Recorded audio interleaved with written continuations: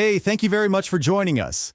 Ancelotti talks about the injured players and the future of the team ahead of facing Rayo Vallecano. Let's listen. How is Real Madrid preparing to face Rayo Vallecano? This is a team that is tough to face, especially considering they are stronger at home. Yes, that's correct. This is another difficult match at this point in the season. They are an opponent we've always struggled with in recent years, and we know that well. They play well, always with intensity, and the match will be at their stadium. Tomorrow's game will be no different.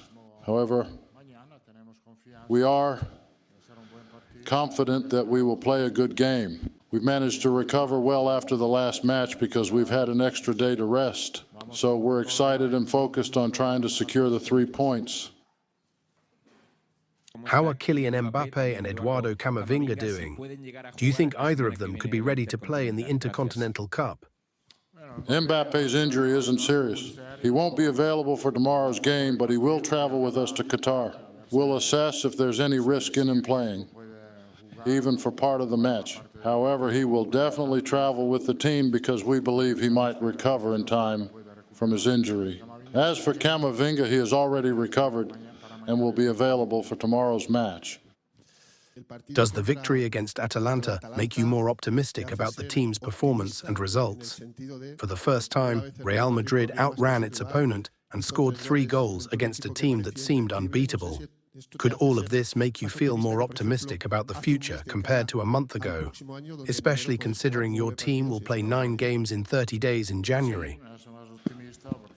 Yes, I feel optimistic because at an important moment of the season, we've managed to achieve a great result in a difficult match.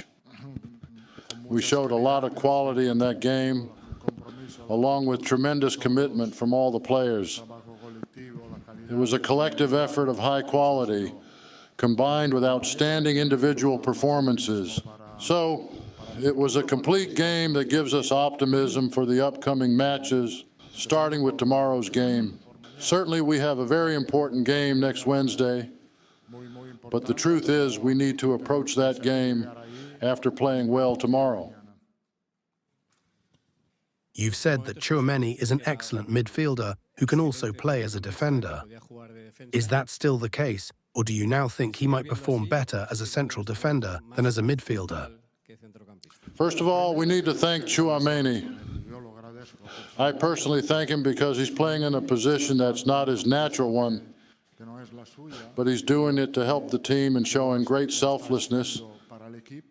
He doesn't complain and always gives his best effort, and he has done very well. Against Atalanta, he played great. And he also played very well against Girona. I don't think it's a coincidence that we won those 2 games with him as a central defender. That said, we must keep in mind that this isn't his position, but he plays there to help the team. And for that reason, I greatly appreciate his efforts. He's a very important and essential defensive midfielder for us. I believe he's a unique defensive midfielder, which is rare in football these days. I never forget that. But we've been in an emergency, and he's had to play as a central defender for us. Thankfully, we've also found a reliable academy player named Raul, who is proving to be a dependable option. Beyond the goal and the assist to Bellingham, Vinícius made a huge effort to play such a demanding game. What does Vinícius's performance mean to you? His performance speaks volumes about who Vinícius is. For all of us, he continues to be the best player in the world, yet he still maintains a humility that is very rare to find in a player at this level. In 4 days, you'll become the Real Madrid coach with the most titles in the club's history. With all your experience here and at other clubs, would you say this is the locker room that has made you suffer the most? No, I think all squads make their coaches suffer, and every coach has their own problems. But all of this is just part of the normal responsibilities in a coach's job. So this locker room challenges you just like any other. It's not that one makes you suffer more or less than others. every team makes you suffer equally. We've all seen that Guardiola is going through a tough time at Manchester City. With all your experience, what advice would you give Guardiola to overcome the difficult situation he's facing with his team? No, I don't have any advice for him. The situation he's facing doesn't change my opinion of him. As a coach, I think he's one of the best coaches in the world. Someone who has defined and continues to define an era in football. He's been an innovative coach.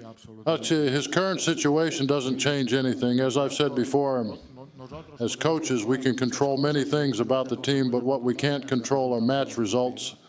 Sometimes things go well for a coach, and for him, they've gone well many times, and sometimes they simply don't.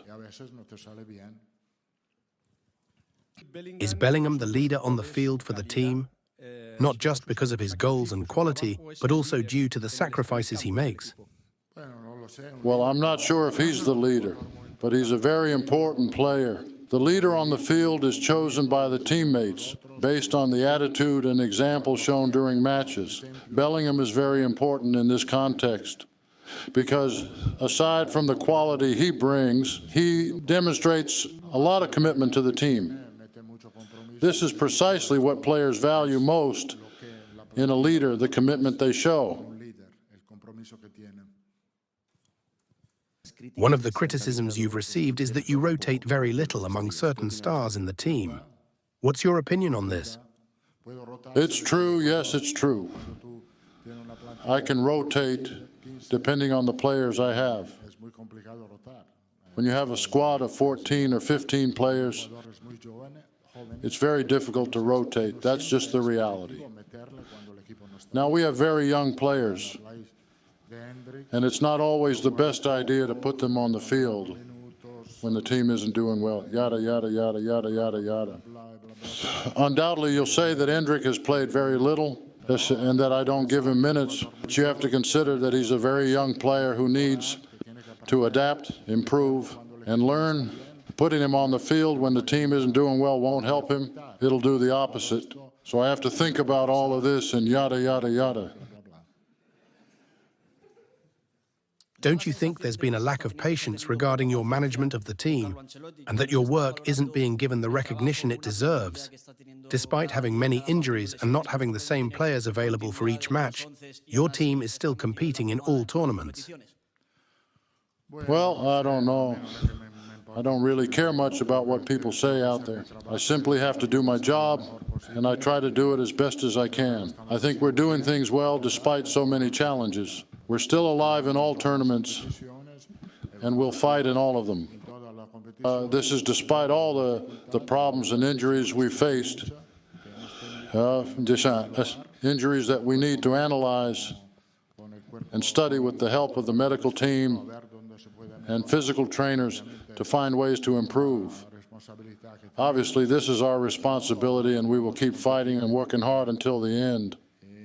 As you can see, things are slowly starting to show signs of improvement. Mbappe's injuries are preventing him from fully regaining his form with the team.